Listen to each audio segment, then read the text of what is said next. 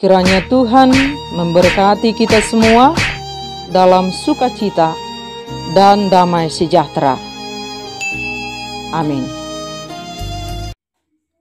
Bapak, Ibu, dan saudara sekalian, firman Tuhan yang menjadi renungan bagi kita, Pengkhotbah pasal 10, ayat 10 sampai dengan ayat yang ke-15. Demikian firman Tuhan. Jika besi menjadi tumpul dan tidak diasah, maka orang harus memperbesar tenaga, tetapi yang terpenting untuk berhasil adalah hikmat. Jika ular memagut sebelum mantra diucapkan, maka tukang mantra tidak akan berhasil. Perkataan mulut orang berhikmat menarik, tetapi bibir orang bodoh menelan orang itu sendiri. Awal perkataan yang keluar dari mulutnya adalah kebodohan, dan akhir bicaranya adalah kebebalan yang mencelakakan. Orang yang bodoh banyak bicaranya, meskipun orang tidak tahu apa yang akan terjadi, dan siapakah yang akan mengatakan kepadanya apa yang akan terjadi sesudah dia. Jerih payah orang bodoh melelahkan orang itu sendiri, karena ia tidak mengetahui jalan ke kota. Demikian firman Tuhan. Bapak, Ibu, dan saudara sekalian, ilustrasi ini mungkin sudah pernah kita baca atau kita dengar.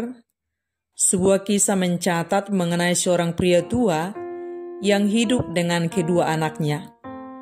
Sebelum meninggal, orang tua ini membagikan sejumlah uang kepada kedua anaknya dan berpesan, gunakan uang ini baik-baik dan jadikan uang ini sebagai modal usaha, supaya engkau menjadi berhasil. Tetapi ingat pesanku ini, jangan sampai kepalamu terkena sinar matahari. Setelah orang tua ini meninggal, kedua anaknya menggunakan uang tersebut untuk mendirikan usaha. Mengingat pesan ayahnya, anak yang pertama, setiap hari saat datang dan pulang dari tempat usahanya, dengan selalu membawa payung. Ia berusaha melindungi kepalanya supaya jangan terkena sinar matahari. Dengan demikian, maka ia akan berhasil. Tetapi kenyataannya, ia bukan berhasil, melainkan usahanya menjadi bangkrut. Sedangkan adiknya berbeda dalam memaknai pesan ayahnya. Ia tidak membeli payung atau pelindung apapun untuk melindungi kepalanya dari sinar matahari. Setiap hari ia datang pagi-pagi buta ke tempat usahanya. Ia mengerjakan segala sesuatu dengan ulet hingga malam hari, hingga matahari terbenam. Barulah ia kembali pulang ke rumah. Datang ke tempat kerja sebelum matahari terbit dan pulang ke rumah setelah matahari terbenam. Dengan cara ini, ia telah melindungi kepalanya sehingga sama sekali tidak terkena sinar matahari dan dia berhasil dalam usahanya. Bapak, Ibu, dan saudara sekalian, dalam kehidupan manusia, sejak dulu terdapat petuah atau nasihat yang berisi hikmat supaya bijaksana dalam menjalani hidup, tidak ceroboh, tidak asal-asalan, tidak malas, tidak tinggi hati, dan lain sebagainya. Dan ini isinya supaya manusia itu mengalami keberhasilan. Dan Alkitab juga mencatat dan mengajarkan bagaimana kita berhikmat menjalani hidup supaya memperoleh keberhasilan. Sebab menjadi orang berhasil adalah dambaan semua orang. Namun supaya benar-benar berhasil, tidak cukup hanya memiliki ilmu pengetahuan, tetapi butuh juga dengan hikmat dan kebijaksanaan. Dalam hidup ini, supaya kita berhasil, kita harus memiliki ketiga hal ini, yakni punya ilmu pengetahuan, punya akhlak yang baik, attitude yang baik. Istilah sekarang di dunia kerja, tanpa attitude yang baik kita akan sulit memperoleh keberhasilan. Jauh lebih penting punya attitude yang baik daripada hanya sekedar pintar secara intelektual. Dan yang terakhir, yang harus kita punya adalah kita memiliki kedekatan dengan Tuhan. Dan dari sinilah kita memiliki hikmat dalam hidup. Ketika kita memiliki hubungan yang dekat dengan Tuhan, kita menjadi berhikmat yang tidak diperoleh dari bangku sekolah, tetapi kita peroleh saat kita mau duduk bersama dengan Tuhan dalam setiap pekerjaan, pada semua waktu, dimanapun kita berada. Kita butuh hikmat Tuhan. Kita butuh Tuhan setiap waktu, supaya kita jangan menjadi bodoh. Sebab kita pasti tidak ada yang suka jika disebut sebagai orang yang bodoh. Dan bodoh di sini bukan berkaitan dengan kebodohan tingkat intelektual atau tingkat pendidikan atau gelar seseorang, tetapi selalu berkaitan dengan pengabaian didikan firman Tuhan atau tidak takut akan Tuhan. Dalam Alkitab dituliskan, takut akan Tuhan adalah permulaan pengetahuan, tetapi orang bodoh menghina hikmat dan didikan. Bapak, Ibu, dan saudara sekalian, dari kisah ini kita boleh belajar dan melihat betapa celakanya orang bodoh yang tidak berhikmat. Adalah Alkisah tentang Mahatma Gandhi semasa mengikuti perkuliahan di sebuah universitas di London. Di tempat universitas tempat beliau menimba ilmu, ada seorang profesor yang entah bagaimana seperti kurang suka melihat beliau dan selalu berusaha menjatuhkan Mahatma Gandhi. Mungkin karena Mahatma Gandhi dikenal sangat berhikmat. Pada suatu hari, pada waktu jam makan siang, Mahatma Gandhi belakangan masuk kantin. Kantin sudah penuh dan tidak ada tempat untuk duduk lagi. Satu-satunya kursi yang kosong hanya di sebelah profesor yang juga sedang makan. Mau tidak mau, walaupun enggan karena tahu bagaimana sikap profesor pada Mahatma Gandhi, namun Mahatma Gandhi menghampiri tempat itu dan duduk di sebelah profesor.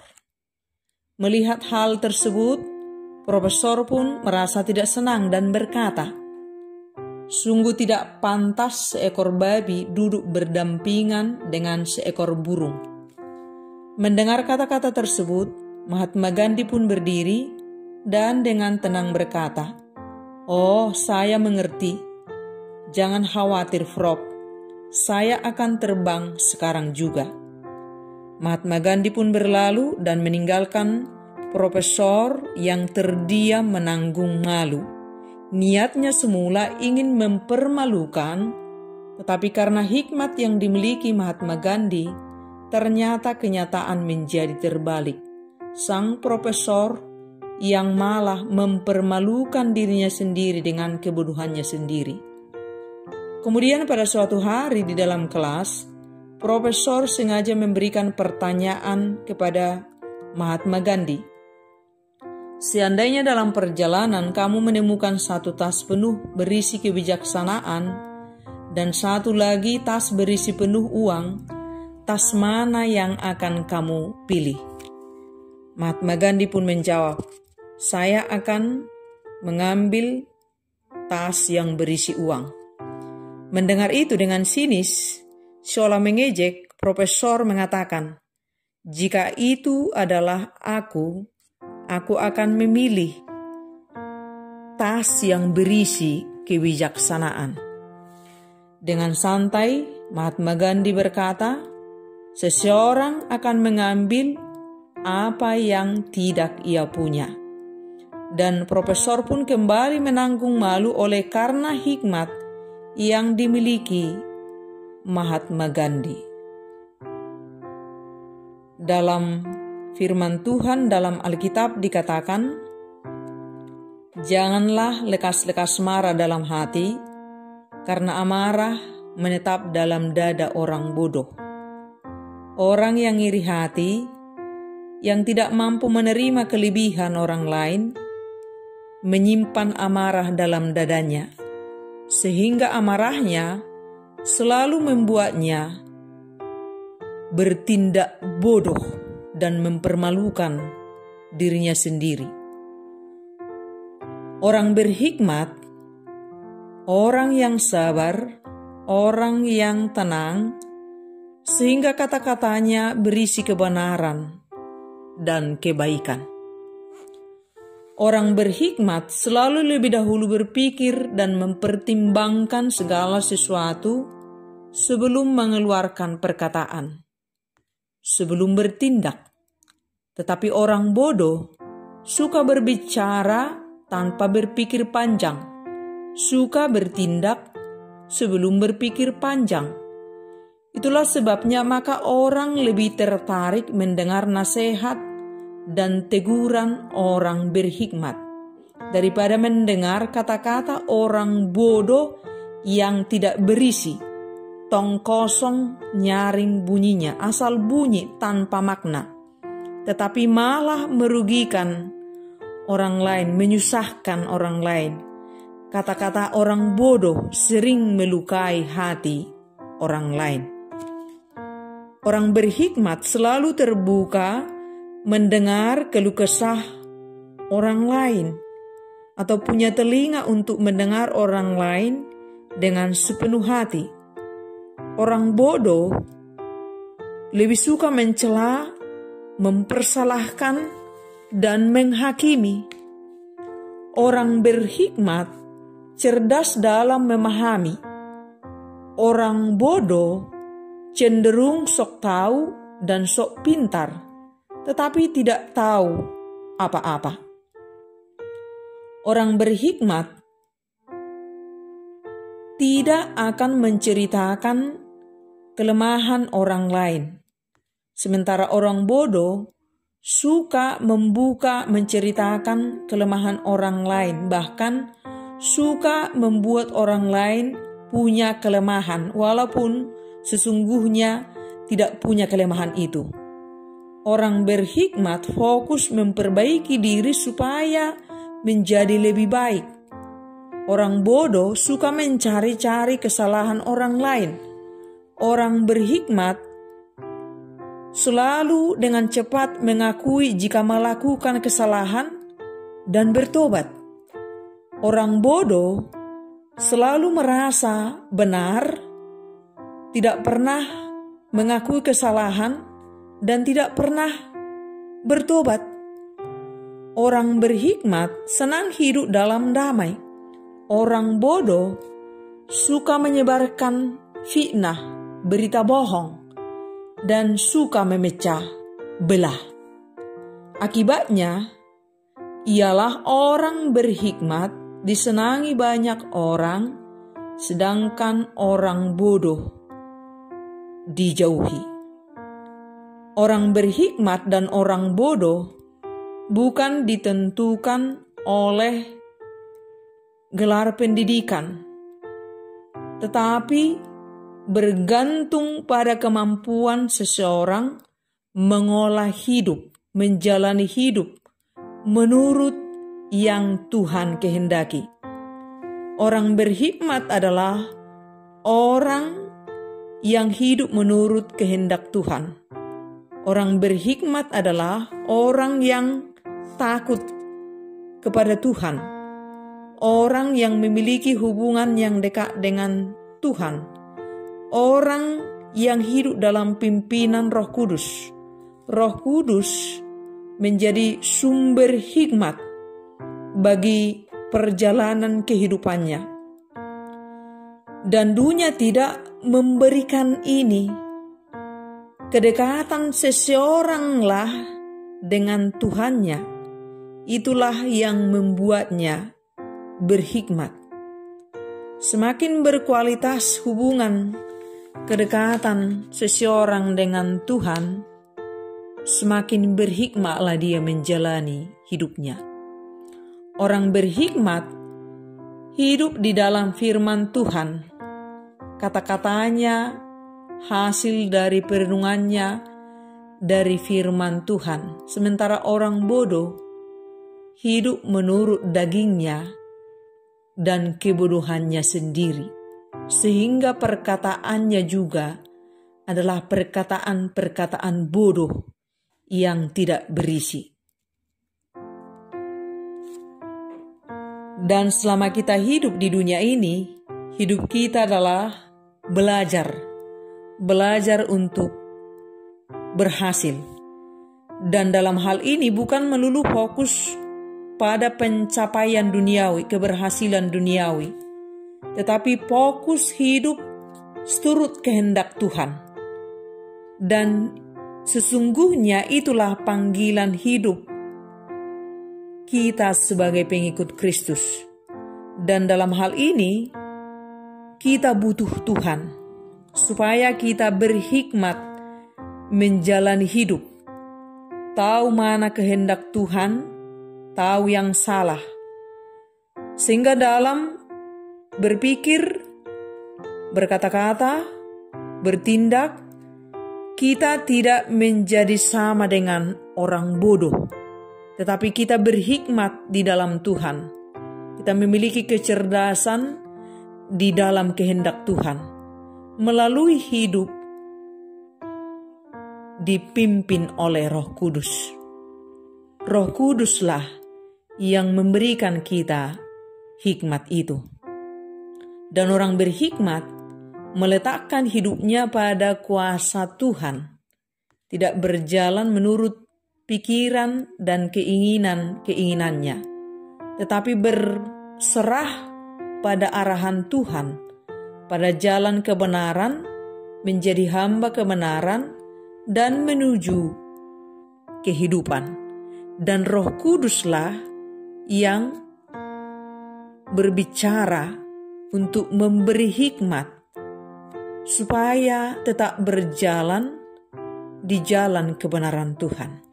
Sedangkan orang bodoh hidup dengan kekuatan sendiri, keinginan sendiri, menurut pikirannya yang terbatas, memenuhi kebodohannya sendiri, tidak tahu jalan kebenaran dan menjadi hamba dosa, tidak tahu mau kemana, dan berakhir pada kematian. Dan ini yang perlu sangat penting kita perhatikan selalu.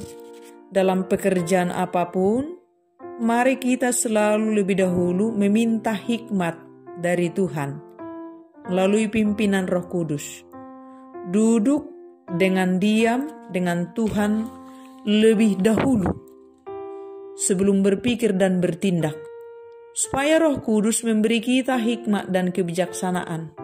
Roh Kudus nantiasa berbicara kepada kita tentang segala sesuatu yang harus kita lakukan, bahkan hal-hal yang tidak kita ketahui. Roh Kudus memberitahukan kita melalui hikmat dalam perjalanan kehidupan kita di dunia ini.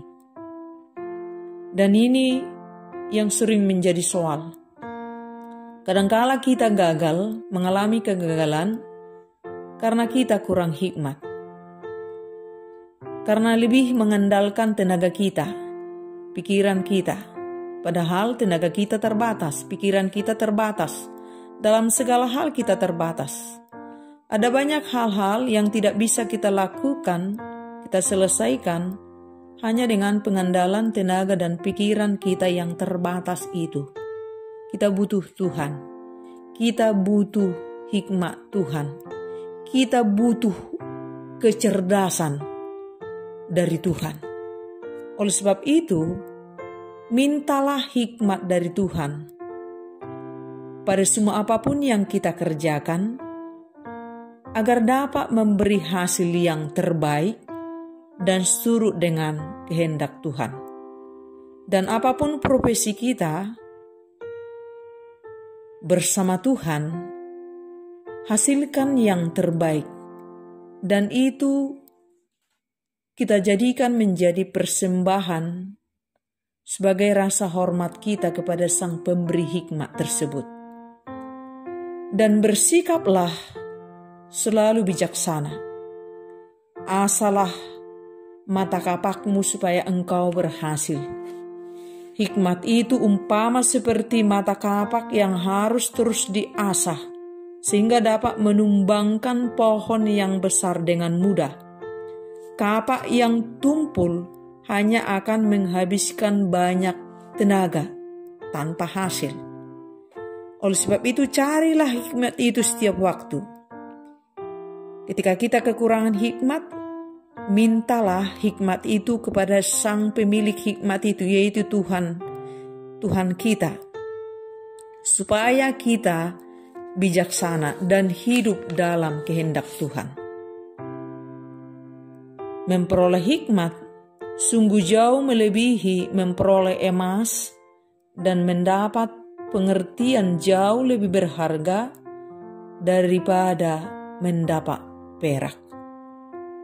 Itulah sebabnya waktu Salomo memohon doa kepada Tuhan, Salomo tidak meminta harta, kehormatan, kemuliaan, dan lain yang sama dengan itu. Tetapi Salomo meminta hikmat dari Tuhan.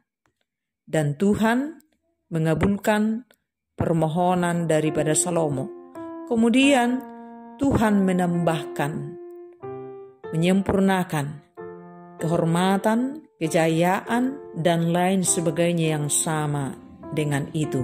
Karena Salomo lebih mengutamakan Tuhan, Salomo meminta hikmat daripada Tuhan. Dan ini yang sangat penting kita lakukan dalam hidup kita. Cari dahulu kerajaan Allah. Cari dahulu hikmat Tuhan, apa yang menjadi kehendak Tuhan. Maka hal-hal lain akan mengikut, diberikan Tuhan dalam kehidupan kita. Jangan terbalik. Jangan hidup dengan cara dunia ini, meninggalkan Tuhan hanya untuk memperoleh pencapaian-pencapaian duniawi. Mungkin dalam beberapa waktu manusia boleh beroleh keberhasilan menurut standar dunia ini.